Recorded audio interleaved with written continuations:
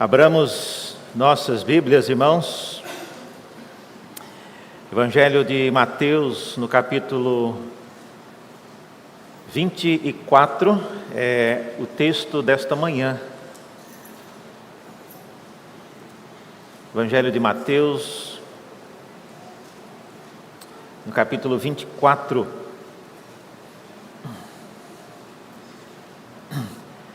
Essa é a última série minha neste ano, e nós vamos então terminar com esse chamado o Sermão Profético de Cristo, que é o capítulo 24 e alguns trechos adiante. Então diz assim, a palavra de Deus, Mateus 24, Jesus saiu do templo e enquanto caminhava, os seus discípulos se aproximaram para lhe mostrar as construções do templo. E ele, porém, lhes disse: vocês estão vendo todas essas coisas? Em verdade lhes digo que não ficará aqui pedra sobre pedra que não seja derrubada. E Jesus estava sentado no Monte das Oliveiras, quando os discípulos se aproximaram dele e, em particular, lhe perguntaram: diga-nos, quando essas coisas vão acontecer? E que sinal haverá da sua vinda e do fim dos tempos? E Jesus respondeu: tenham cuidado para que ninguém vos engane, porque muitos virão em meu nome, dizendo, eu sou o Cristo, e enganarão a muitos, e vocês ouvirão falar de guerras e rumores de guerras. Fiquem atentos e não se assustem, porque é necessário que isso aconteça, mas ainda não é o fim. Porque nação se levantará contra nação e reino contra reino, haverá fomes e terremotos em vários lugares, porém, todas essas coisas são o princípio das dores. Vocês serão entregues para serem maltratados e eles os matarão. Vocês serão odiados por todas as nações por causa do meu nome. Nesse tempo, muitos hão de se escandalizar, trair e odiar uns aos outros. Muitos falsos profetas se levantarão e enganarão a muitos, e por se multiplicar a maldade, o amor se esfriará de quase todos. Aquele, porém, que ficar firme até o fim, esse será salvo. E será pregado este evangelho do reino por todo o mundo, para testemunho a todas as nações. Então virá o fim. E quando, pois, vocês virem situado no lugar santo o abominável da desolação, de que falou o profeta Daniel, quem lê entenda, então os que estiverem na Judéia fujam para os montes. Quem estiver no terraço não desça para tirar de casa alguma coisa. E quem estiver no campo não volte atrás para buscar a sua capa. Ai das que estiverem grávidas e das que amamentarem naqueles dias. Orem para que a fuga de vocês não aconteça no inverno, nem no sábado, porque nesse tempo haverá grande tribulação, como nunca houve desde o princípio do mundo até agora, e nunca jamais haverá. Não tivessem aqueles dias sido abreviados, ninguém seria salvo. Mas por causa dos escolhidos, tais dias serão abreviados. Então, se alguém disser a vocês, olhem, aqui está o Cristo, ou ali está ele, não acreditem, porque surgirão falsos cristos e falsos profetas, operando grandes sinais e prodígios, para enganar, se possível, os próprios eleitos. Eis que tenho predito isso a vocês. Portanto, se disserem a vocês, eis que ele está no deserto, não vá lá. Ou se disserem, eis que ele está no interior da casa, não acreditem. Porque assim como o relâmpago sai do oriente e brilha até o ocidente, assim será a vinda do Filho do Homem. Onde estiver o cadáver, aí estarão os abutres. E logo em seguida a tribulação daqueles dias, o sol se escurecerá, a lua não dará a sua claridade, as estrelas cairão do firmamento e os poderes dos céus serão abalados. Então aparecerá no céu o sinal do Filho do Homem, e todos os povos da terra se lamentarão e verão o Filho do Homem vindo sobre as nuvens do céu com poder e grande glória, e ele enviará os seus anjos com grande som de trombeta, os quais reunirão os seus escolhidos dos quatro ventos em uma e a outra extremidade dos céus. Até aqui a palavra do nosso Deus. Vamos orar mais uma vez, pedindo a bênção de Deus. Ó Deus, abra nossos olhos para enxergarmos na Tua palavra aquilo que nos edifica. Não somos capazes, Senhor, de entendê-la. Precisamos ouvi-la como palavra Tua, precisamos que ela transforme a nossa vida, precisamos que ela molde o nosso modo de pensar, a fim de que sejamos, ó Deus, sincronizados com aquilo que o Senhor está fazendo no Teu reino.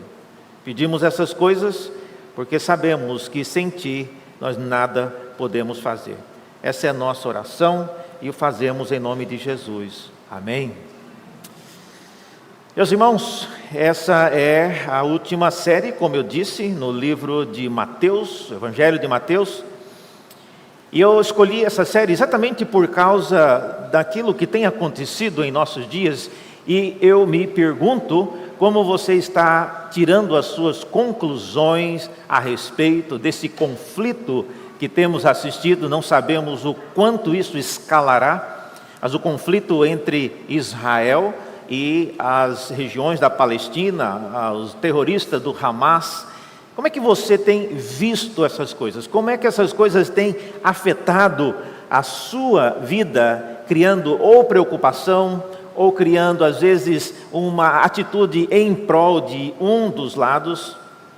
Embora, irmão, seja verdade que nem sempre nós somos bem informados a respeito daquilo que está acontecendo, isso tem acontecido cada vez mais. Hoje não podemos confiar em nenhuma notícia, às vezes divulgada, porque tudo pode não passar de questões apenas de um meio de comunicação. E nesse texto, a razão por que eu escolhi essa mensagem não tem a ver com a guerra do Israel, porque a série de pregação foi escolhida em outubro do ano passado, então não havia nada sobre isso ainda. Mas casou, combinou com a época. E é interessante que Jesus era alguém que tinha opiniões bastante contundentes a respeito de diversas coisas que lhe era perguntado. E aqui, mais uma vez, nós vemos que os discípulos apenas comentaram com ele da beleza das pedras e do templo de Jerusalém. E Jesus surpreende os seus discípulos com esse comentário de que não ficaria pedra sobre pedra naquele local. Isso mostra que se ele estivesse aqui entre nós hoje, como ele esteve nos dias do Novo Testamento, e se alguém perguntasse para ele: e aí, Jesus, o que é que o senhor acha dessa guerra de Israel com essas forças guerrilheiras, né, do Hamas e da Palestina? O que é que o senhor acha sobre isso? Certamente nós ficaríamos surpreendidos, porque Jesus sempre nos surpreende com as coisas que ele fala, com as coisas que ele comenta. Agora, irmãos, a surpresa com respeito àquilo que Jesus fala, não tem a ver com o fato dele ser alguém que gosta de ser do contra, alguém que gosta de causar com as coisas que ele comenta. A maioria das vezes, a surpresa tem a ver com o fato dos discípulos não prestarem atenção naquilo que ele vinha falando. Vocês querem ver? Vamos fazer um teste agora da nossa atenção. Alguém sabe, por exemplo, por quê que eu resolvi falar de Mateus 24, sendo que eu havia falado de Zacarias? Qual a relação de Zacarias com Mateus 24? Se você voltar na sua página aí, uma página na sua Bíblia, você verá que tem uma citação e nela Jesus comenta sobre isso. Qual é a conexão entre o profeta Zacarias e o sermão profético de Cristo, aqui em Mateus 24? Veja, ele diz lá em Mateus 23, 35, ele mostra que recairia sobre os judeus daqueles dias, todo o sangue justo derramado sobre a terra, desde o sangue do justo Abel até o sangue de Zacarias, filho de Baraquias, a quem vocês mataram entre o santuário e o altar. Isso Jesus falou antes, alguns minutos antes dele ser perguntado pelos discípulos. Ou seja, esse contexto que os discípulos estão ali elogiando e olhando para as belezas na cabeça de Jesus, aquilo não é um local de beleza, aquilo não é um local de você apreciar as pedras e ornamentos, ali é uma lembrança do local onde o povo de Israel, o povo judeu, matou várias pessoas justas, incluindo Zacarias, filho de Baraquias, a quem, diz o texto, vocês mataram. É como se nós chegássemos num cemitério com várias pessoas que foram mortas às vezes, porque eram pessoas bastante sanguinárias, e começamos a apreciar a beleza dos locais e dos monumentos e das lápides. Jesus, irmãos, então, é sem dúvida alguém que tem opiniões fortes, alguém que tem opiniões que são diferentes, mas a razão por que ele faz isso não tem a ver com ele simplesmente querer ser diferente, mas ele mostra claramente que nós geralmente não estamos andando em sintonia com aquilo que ele faz. Portanto, nesta série, e começando hoje, eu queria responder essa pergunta, porque ela reflete bastante aquilo que nós iremos tratar. Por que Deus destrói aquilo que reconstruímos? Nós acabamos de ver na série em Zacarias todo o empenho de Deus e do profeta Zacarias auxiliando e guiando o povo para reconstruir o templo. E agora estamos aqui diante de uma situação onde o próprio Senhor Jesus anuncia que o templo irá novamente ser destruído, e agora de uma vez por todas. Então, essa é a pergunta de hoje. Por que Deus destrói? Por que Deus põe abaixo aquilo que Ele mesmo incentivou e motivou e guiou para que fosse reconstruído? Eu queria então separar algumas questões para que nós pensássemos hoje, respondendo a essa pergunta. E não é uma pergunta simples, mas ela então exige de nós algumas atitudes. A primeira delas que eu vejo aqui é por causa da compreensão dos discípulos do reino de Deus. A compreensão que os discípulos tinham do reino de Deus era algo que precisava ser realinhado, era algo que precisava às vezes até ser desmanchado. E eu falo sobre isso esperando também que eu e você possamos ter a nossa compreensão do que Deus está fazendo e do que Deus fará realinhada, reorganizada. Às vezes nós precisamos, irmãos, dar um choque. Ontem, os irmãos sabem, faltou luz em quase metade do estado de São Paulo, e por causa disso aqui ficou sem luz, em vários lugares ficaram sem luz. Aqui, hoje de manhã, quando chegamos, o quadro de luz tinha só uma fase, tinha parte da igreja funcionando, outra parte não estava funcionando, tiveram que desligar tudo e ligar de novo. Às vezes nós precisamos fazer isso na nossa vida também, desligar as coisas e ligar novamente, e é isso que esse texto se propõe a fazer. Jesus está querendo aqui dar um reconfiguramento na maneira como os discípulos entendiam o reino de Deus. Veja então algumas coisas que ele diz. A pergunta que gera esse comentário de Jesus é fascinante. O capítulo 24, versículo 1 diz que os seus discípulos aproximaram para lhe mostrar as construções do templo. Assim que começou a história. Chegando, passando perto de um monumento suntuoso, os discípulos comentaram com ele sobre a construção do templo. E se você olhar nos outros evangelhos, você vê que, por exemplo, Marcos diz que eles disseram o seguinte: mestre, que pedras, que construções. Então, veja, era um comentário não só passageiro, mas era um comentário que demonstrava a veneração e a empolgação que aqueles discípulos tinham com aquele templo. Lucas diz que o seguinte: alguns falavam a respeito do templo como estava ornado de belas pedras e de dádivas. Então não era só apenas a maneira, porque esse templo inclusive não é o templo mais de Salomão, mas é o templo que foi reconstruído, depois foi remodelado nos dias de Herodes. Então já é um templo bem mexido, bastante desfigurado daquilo que era nos dias de Salomão.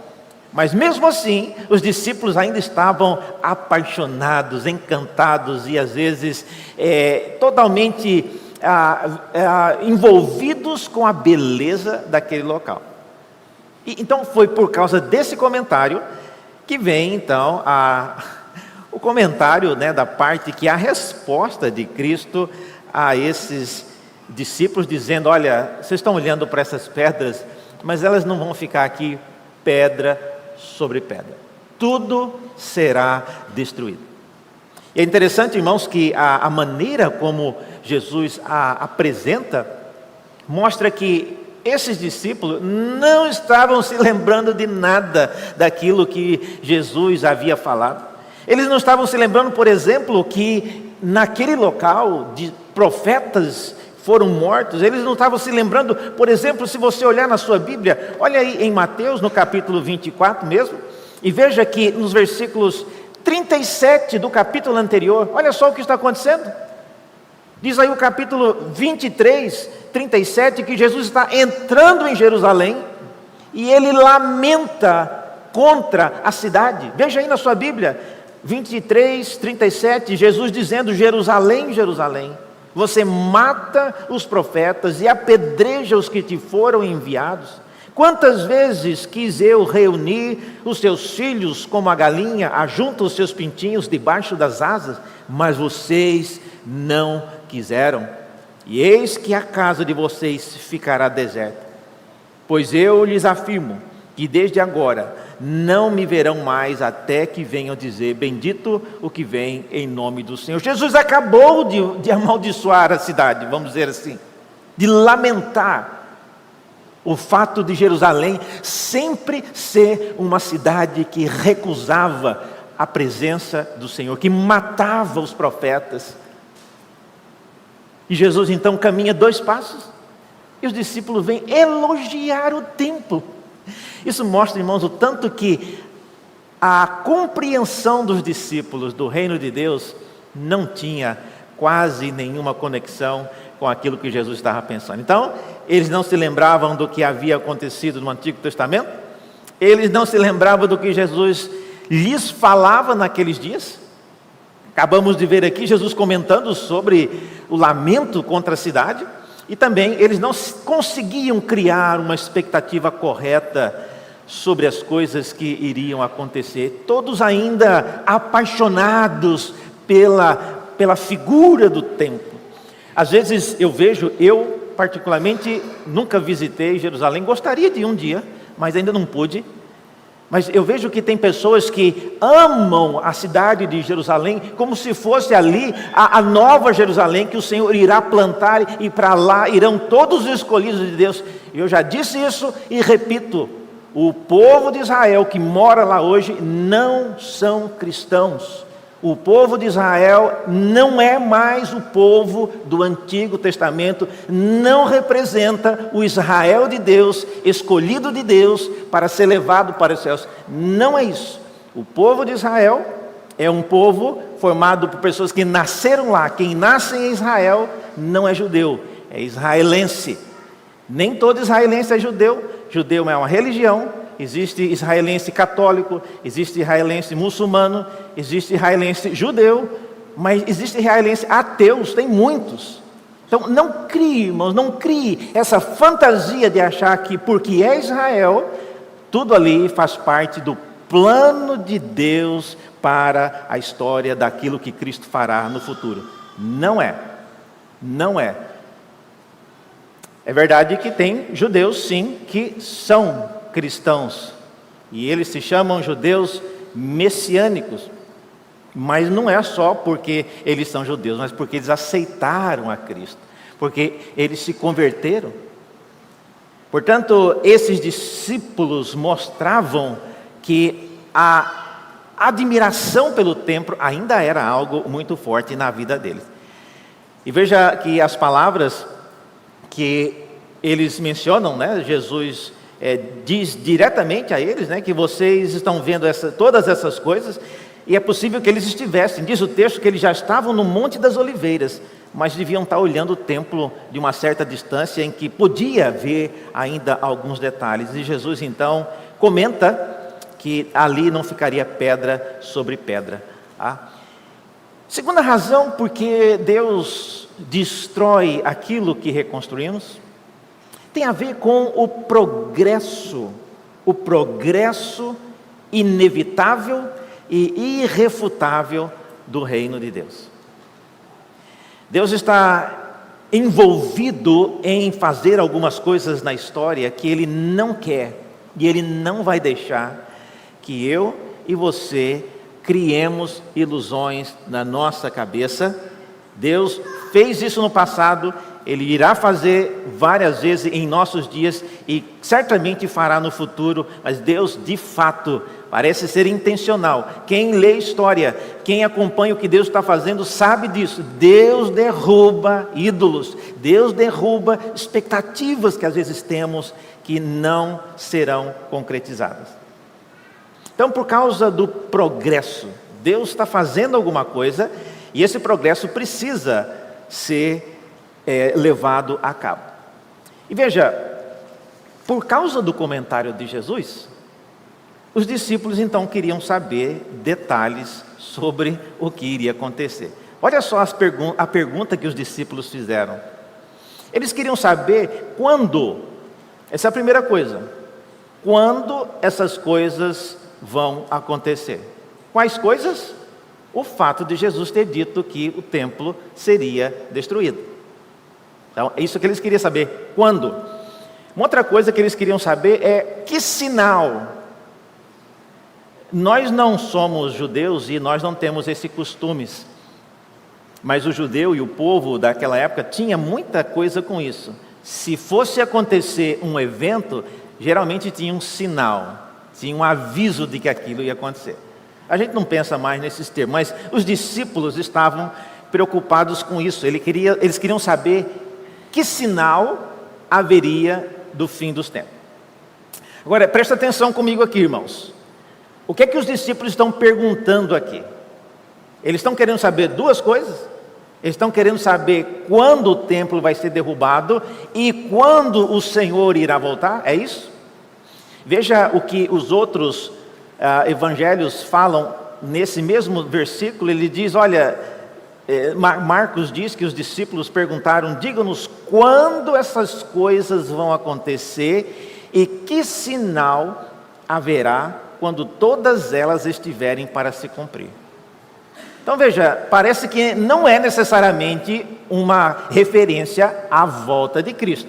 Os discípulos estão querendo saber, veja, olha o anterior, esse aqui é Mateus.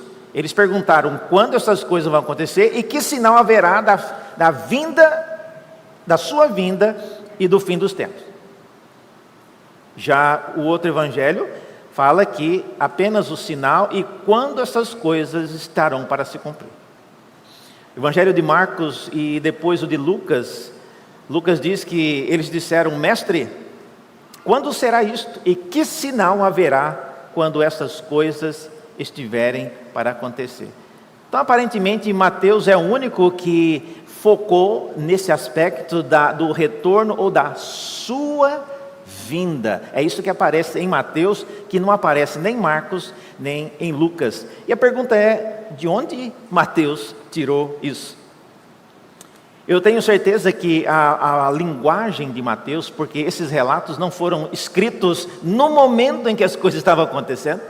Então é bem possível, eu creio assim, que Mateus escreveu isso com base naquilo que Jesus já havia dito até o final. E no final dessa resposta, dessa longa resposta, Jesus irá falar sim sobre o retorno dele na segunda vinda. Então é por isso que ele já acrescenta aqui na pergunta dos discípulos esse comentário sobre a sua vinda. E isso então não deve nos ocupar demais, não deve ser algo que tire a nossa atenção daquilo que Deus está fazendo e falando. Em termos gerais, irmãos, eu queria que de tudo o que eu falar hoje aqui, uma coisa que ficasse bem clara na mente de vocês. Presta atenção agora. Depois você pode até ir no YouTube e printar essa tela, mas há 4 momentos bem distintos que o texto apresenta aqui. O primeiro momento é o trecho aí que é dito que o fim não está próximo. Então tem várias coisas, nós vamos ver sobre cada um deles. Mas o primeiro momento então é uma época quando Jesus diz que o fim não está próximo. E ele fala isso várias vezes, do versículos 4 a 8, ele fala que várias coisas acontecerão, mas o fim não está próximo. Então esse é o primeiro momento. O segundo momento, quando Jesus diz que agora o fim está próximo. Tá? Versículos 9 a 14, aí ele dá sinais. Lembre-se, os discípulos estão querendo saber sinais de quando essas coisas acontecerão. Então agora é um sinal de quando o fim agora já está próximo. Em terceiro, aí é quando o fim chegou. Versículos 15 a 28 mostra aí o que acontecerá quando o fim chegar. E em quarto lugar, tem então o que acontecerá depois que o fim chegar, que aí vem a parte do retorno de Cristo. Tá certo? Isso tudo aqui depois vai estar disponível, mas nós vamos agora entrar em cada um deles e deixar detalhes sobre isso, tá bom? Então vamos pegar o primeiro aí. O primeiro, o que acontecerá nessa época? Os sinais de que o fim não está próximo. O que vai acontecer? Diz o texto aí que, em primeiro lugar, que as pessoas começarão a dizer que elas são o Cristo. Vocês viram aí, versículo 5? Muitos virão em meu nome dizendo, eu sou o Cristo, e enganarão a muitos, e vocês ouvirão ouvir. Então veja, eu não sei quantos já pensaram, qual é o interesse de uma pessoa vir e falar que ela é o Cristo? Eu estive pensando essa semana, há muitas pessoas que estão, na verdade, querendo acabar com Cristo. Estão querendo ser outras pessoas. Por que elas não se lançam como outro profeta, de uma outra religião, para mostrar que é melhor do que Cristo? Não. A ideia aqui é de que virão pessoas dizendo que são Cristo. E por que alguém quereria fazer isso? Exatamente, irmãos, como Jesus diz, para enganar, para levar pessoas a achar que o retorno de Cristo já estava acontecendo. E Jesus disse, olha, não acredite, não acredite. Vai ter muita gente dizendo que eu sou o Cristo. Então, isso vai acontecer, o fim já está chegando? Não, o fim não está próximo. Outra coisa que vai acontecer, guerras e rumores de guerras. Essa é uma expressão conhecida no mundo antigo. E olha, quem aqui, eu nasci em 68, já depois das 2 guerras, mas eu lembro que quando eu era criança, ainda era muito forte a ideia, vários ministérios surgiram, especialmente na linha mais de teologia batista e dispensacionalista, por causa da expectativa, porque havia muitas guerras e rumores de guerra, o mundo inteiro, a Primeira Guerra Mundial e a Segunda Guerra Mundial, então as pessoas estavam já preparadas. Havia vários ministérios, um inclusive chamado A Chamada da Meia-Noite, e eles produziam disco. Eu mesmo ouvi esse disco quando era criança, ficava morrendo de medo, porque os discos contavam a história de que você estava no ônibus e o motorista foi levado, e o ônibus ficou desgovernado, caiu na ribanceira, e quem era eleito foi junto também, quem não era, foi ladeira abaixo. E eu como criança ficava desesperado. Mas o tempo passou, vieram terremotos, E aí pronto, as pessoas que eram dessa linha teológica já estavam vendendo as coisas prontas para Jesus voltar, porque era só uma questão de tempo. Não voltou.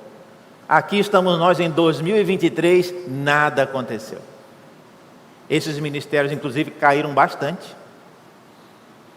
Muitos colocaram o dia que Jesus iria voltar, mas aí eles não combinaram com Cristo, né?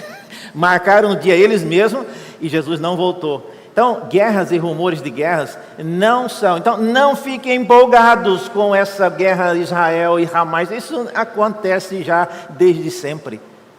Então, não é um indício, ainda não é o fim. Terceira coisa, fome e terremotos. Bom, fome, meus irmãos, tem já desde sempre também. E a fome aqui é em decorrência das situações de sítio numa cidade, e eles acabavam com toda a produção. Terremoto não, aí já tem a ver com algo que está no controle de Deus, mas eram sinais. E no segundo momento agora, quais são os sinais de que o fim agora está aproximado? No primeiro é que o fim não estava próximo, agora é sinais de que o fim está próximo. Quais são os sinais que o texto apresenta? Primeiro, o texto diz que vocês serão maltratados. Mas veja, vocês serão entregues e maltratados e eles os matarão. Então, não é só maltratados, mas é maltratados por causa e odiados por causa do meu nome. Eu não creio que isso esteja acontecendo hoje. Você não pode associar se alguém, um vizinho está fazendo algum tipo de coisa no lado da sua casa e construiu um bar no lado da sua casa, então nós estamos sendo odiados e Cristo está voltando. Não, irmão, não é assim. Quem lê história, quem conhece a história, não é só a história da Bíblia, a história secular, sabe que muitas coisas já aconteceram. O texto não fala exatamente quem são eles que irá maltratar, mas fala que eles serão maltratados. Não perca de vista uma coisa, quem está ouvindo esse relato são os discípulos. Jesus não está falando isso para toda a igreja da Judéia, não. Ele está falando isso para os discípulos. Então isso aqui se aplica para os discípulos em primeiro lugar. São eles que serão maltratados, são eles que serão odiados, são eles que sofrerão isso por causa do nome. Haverão falsos profetas, diz o texto. Por quê? Porque querem contestar aquilo que os discípulos haviam falado, vinham pregando. E a igreja primitiva, ela se mantinha fiel à medida em que ela se mantinha na doutrina dos apóstolos. E essa razão porque havia falsos profetas tentando, em alguma medida, minar essa coisa sólida que era a doutrina dos apóstolos, que a igreja primitiva seguia. Uma quarta coisa é dito que o amor se esfriará. Olha, irmãos, aqui não é uma coisa assim tão romântica como vocês pensam, né? O amor se esfriará, é algo bem prático. Nos dias, e houve uma pessoa chamado Flávio Joséfo, eu não sei quantos conhecem foi um historiador, ele viveu no período em que Jerusalém foi derrubada. Então Flávio Joséfo nasceu um pouquinho depois de Cristo e ele viveu todo esse período. E Flávio Joséfo foi alguém que é visto pelos judeus como um desertor, um traidor, porque ele passou para o lado dos romanos. Nós vamos falar mais sobre isso já. Mas Flávio Joséfo descreve em sua obra famosa, A Guerra dos Judeus, a maneira como as pessoas mudavam de lado, a maneira como as pessoas entregavam os seus parentes, a maneira como as pessoas literalmente não manifestavam amor pelo próximo. Entregar um judeu líder, entregar uma pessoa que era estratégica, gerava muito dinheiro. Então muitos judeus daquela época entregaram os seus patrícios, porque eram pessoas estratégicas, estavam escondidas e eles entregavam. E é isso que Jesus está dizendo, que vai acontecer, vai acontecer. Então, e quando isso acontecer, diz o texto, o fim está próximo, está chegando próximo do fim. Em quinto lugar, o texto fala também que o evangelho seria pregado em todo o mundo. Aqui eu queria a atenção sua irrestrita. Eu sei que muitas pessoas acreditam que pregar o evangelho a toda criatura é a última coisa que será feita antes que Cristo retornar. Por volta do ano 1997, iniciou um ministério global chamado AD 2000. Não tem nada a ver com a Assembleia de Deus, não. AD é o Anno Domini, tem a ver com o ano 2000. Qual era o projeto? As pessoas que acreditavam que esse texto está dizendo que depois que pregar o evangelho para todas as nações, então Cristo vai voltar. O que nós estamos fazendo aqui então? Vamos pregar para todas as nações, porque a gente adianta logo a volta de Cristo. E aí eles criaram esse projeto, já para culminar no ano 2000, misturado aí com coisas, de Nostradamus, que 1000 chegará, mas 2000 não passará, pronto. Aí criaram essa coisa de que 2000 era uma boa data para Cristo voltar. E muito dinheiro foi investido, muitas estratégias evangelísticas foram colocadas para que o mundo fosse evangelizado até o ano 2000. E eles chegaram então a todas as nações. Todas as nações tem um testemunho. Não quer dizer que converteram todas as nações, mas o evangelho chegou em todas as nações. E olhando para o relógio, nada de Cristo voltar, alguém deu a dica: olha, a Bíblia fala que não é todas as nações, mas é todas as etnias. Dentro de algumas nações tem milhares de etnias. Aí, se isso for verdade, então o trabalho está ainda para começar. E o fato é, irmãos, que essa concepção de que Deus está lá contando um relógio, esperando só nós terminarmos aí a obra, acaba com isso logo, porque eu quero voltar. Isso não é verdade. Veja, esse texto aqui, Colossenses, capítulo 1, versículo 6. Olha a compreensão que o apóstolo Paulo tinha em relação ao evangelho pregado no mundo. Ele diz: esse evangelho está produzindo fruto e crescendo em todo o mundo, assim como acontece entre vocês desde o dia em que ouviram e entenderam a graça de Deus na verdade. Veja, na mente de Paulo, o evangelho já estava sendo pregado em todo o mundo. Se você acha que esse é um texto isolado, olha outro texto, ainda em Colossenses. Se é que você permanece na fé, alicerçados e firmes, não deixados afastar da esperança do evangelho que vocês ouviram e que foi pregado a toda criatura debaixo do céu. Aí cobriu tudo. Então veja, irmãos, essa linguagem de que o evangelho será pregado para toda criatura não é na linguagem de Jesus em Mateus 24 uma referência ao futuro. Mas nos dias ainda do apóstolo Paulo já havia essa percepção. Reverendo, você está dizendo então que o mundo todo já conhece o evangelho? Não estou dizendo isso. E também não é isso que o texto está dizendo. O texto está dizendo que o evangelho será testemunhado. E olhe na sua Bíblia, eu queria que você prestasse atenção num detalhe. Veja no versículo 24, é dito que e será pregado este evangelho. Vocês viram aí? Será pregado este evangelho do reino por todo o mundo. Qual é este evangelho do reino a que Jesus se refere? É exatamente a palavra dele a respeito da sua morte, da ressurreição, que não poderia ser desmanchado por nenhuma outra cultura, por nenhum outro imperador.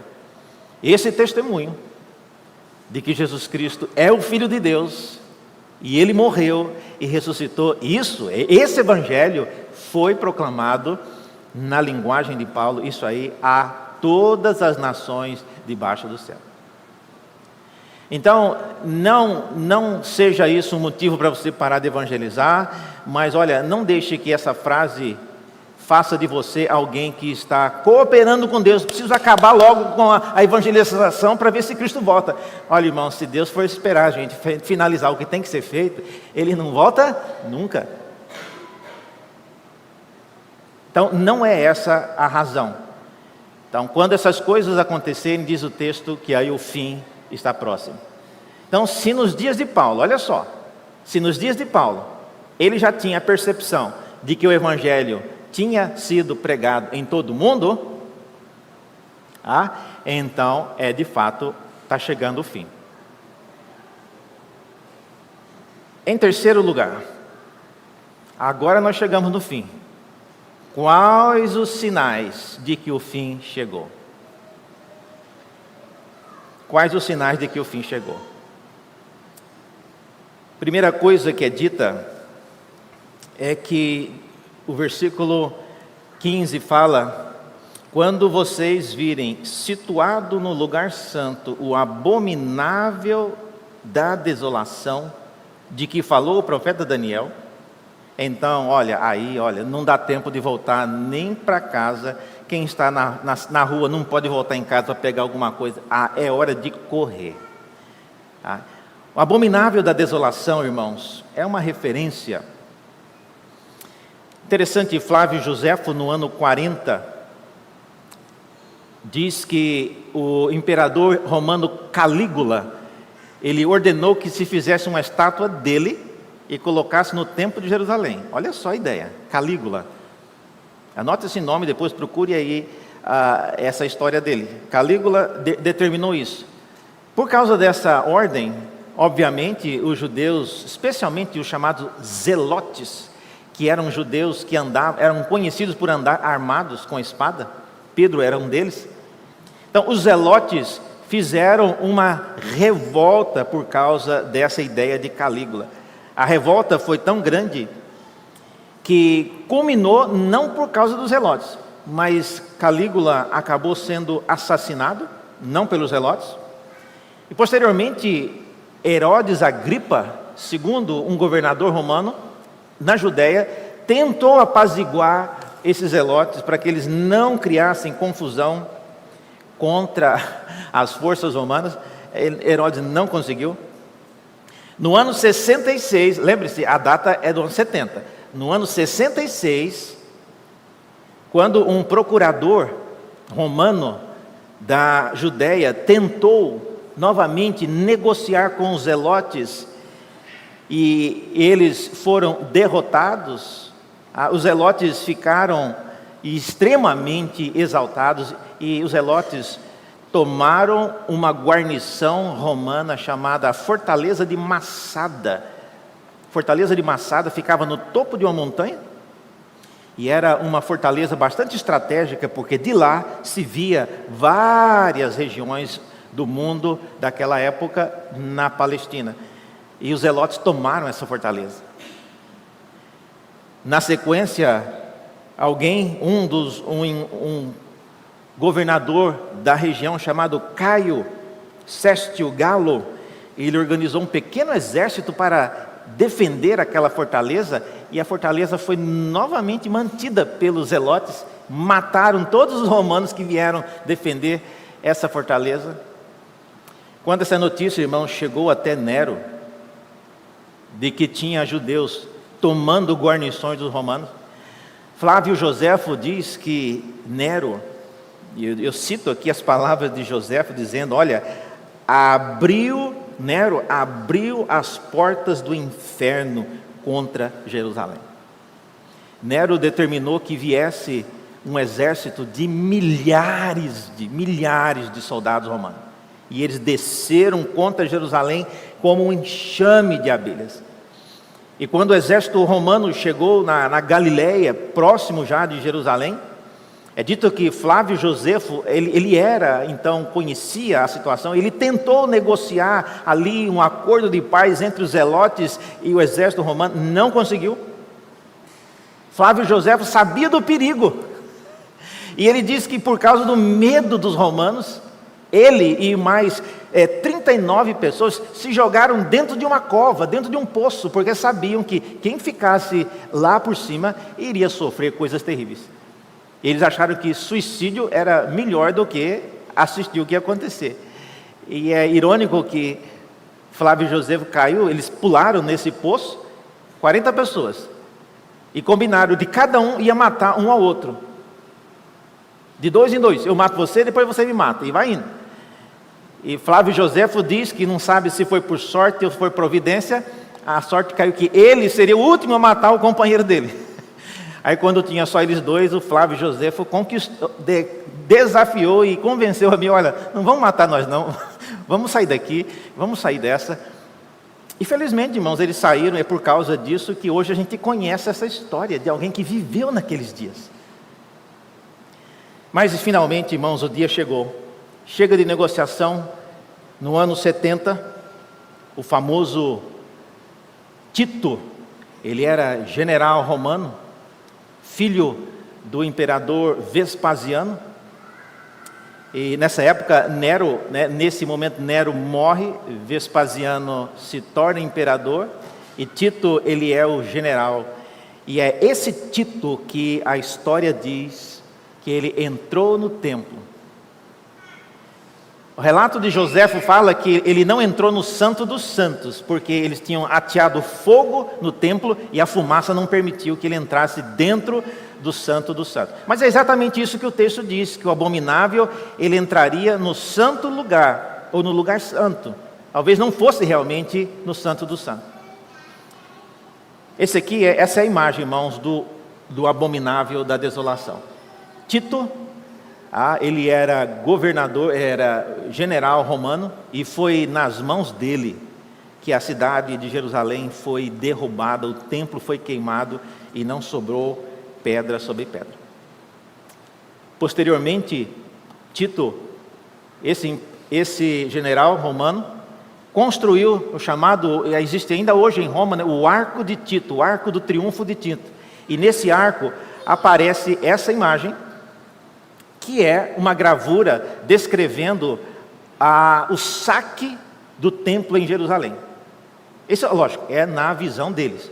Mas aí, romanos levando artefatos, veja, não está levando a Arca da Aliança, porque ela não estava mais lá. Mas o candelabro e alguns outros utensílios do templo.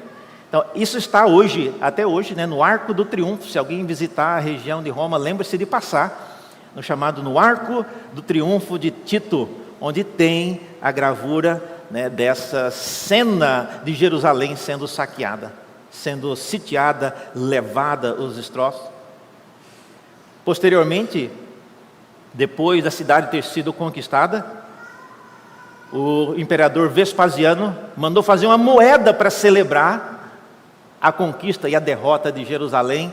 E na moeda, essa do lado direito se diz, Judea Capita, em latim, que significa a Judéia conquistada.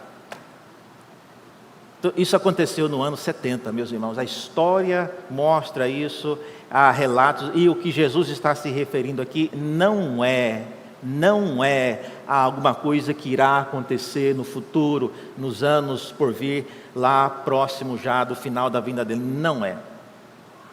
É importante que você entenda isso. Então, o abominável da desolação, o fim a que Jesus se referia era o fim da cidade de Jerusalém.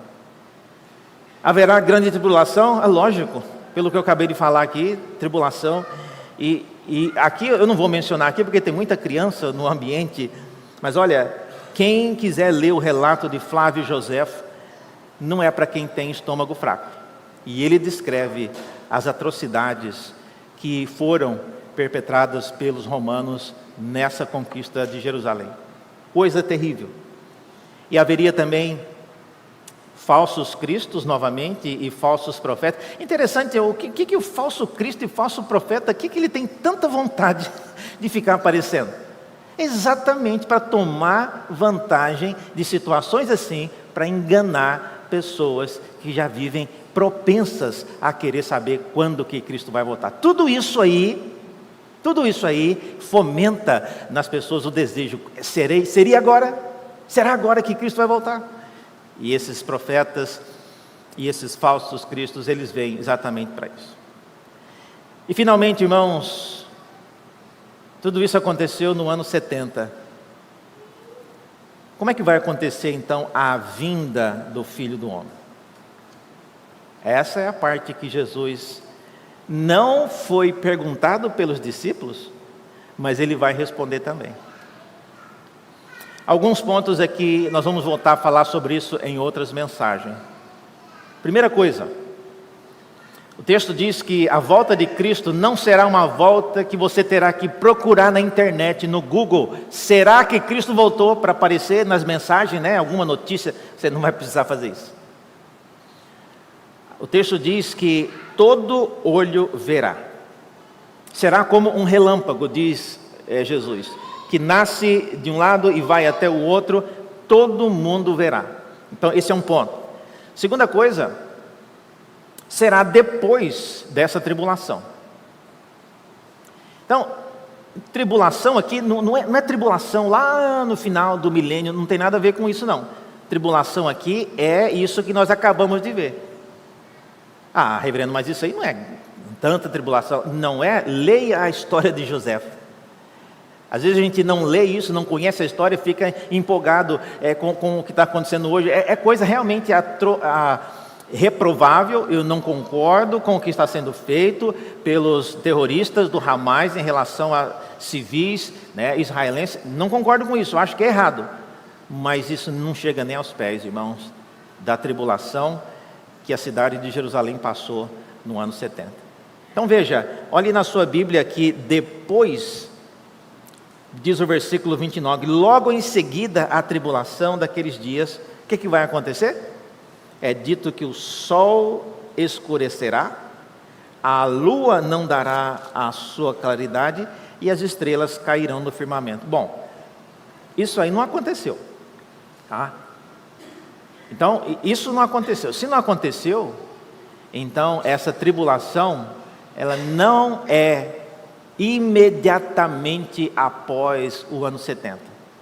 Tá? Então, o texto de Jesus diz que aparecerá um sinal do Filho do Homem. Qual é o sinal do Filho do Homem? Está dito no texto. O sinal é que ele aparecerá nas nuvens. Nas nuvens. Vai ser um dia nublado no dia, ou pelo menos um dia com céu azul, mas com uma bonita nuvem branca ali. Ele vai aparecer nas nuvens. Ele não vai aparecer na mídia, ele não vai aparecer na televisão, ele vai aparecer nas nuvens. E esse é um sinal que Jesus diz que será da sua vinda. E por último, é dito que acontecerá o que o texto chama de a reunião dos escolhidos ou dos eleitos, de uma a outra extremidade dos céus. Essas 4 coisas vão acontecer quando Cristo finalmente retornar, que não é logo após, né, a tribulação que nós acabamos de ver aqui. Portanto, meus irmãos, o que nós podemos concluir disso? Nós vamos voltar a falar mais sobre essas coisas em outras mensagens, mas eu queria desafiá-los aqui pelo menos a 2 coisas. Primeiro, aprenda a ouvir aquilo que a Escritura diz a respeito do que Deus está fazendo na história. Não seja uma pessoa empolgada demais com imagens, com figuras, com monumentos, com coisas que tradicionalmente são conhecidas e veneradas pelo mundo.